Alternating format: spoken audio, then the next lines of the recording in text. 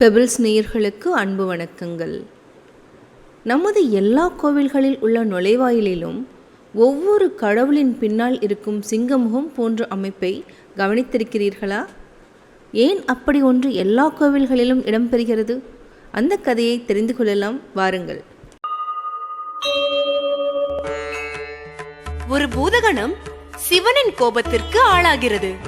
சிவன் கோபமுற்று அந்த பூதகணத்தை உயிருடன் விழுங்க மற்றொரு பூதகணத்தை படைக்கிறார். அனைத்து வரிந்த சிவபெருமானே, அடியனின் பிழையை மன்னித்து அருள வேண்டுகிறேன். சிவபெருமான் எவ்வளவு விரைவில் கோபமுற்றாலும் அதே விரைவில் கோபம் தணிந்துவிடும். உன் பிழையை நீ உணர்ந்தாய், உன்னை மன்னித்து அருளுகிறேன். பெருமானே, நான் இனி என்ன செய்வது? அந்த பூதகணம் பெருமானிடம் கேட்டது. பெருமானே, இந்த பூதகணத்தை விழுங்குவதற்கு என்னை படைத்தீர்கள். இப்பொழுது நான் பசியாக உள்ளேன். நான் என்ன செய்வது? உன்னையே நீ உணவாக்கிக் கொள். சிவபெருமான் யதார்த்தமாக பூதகணத்திடம் கூறுகிறார்.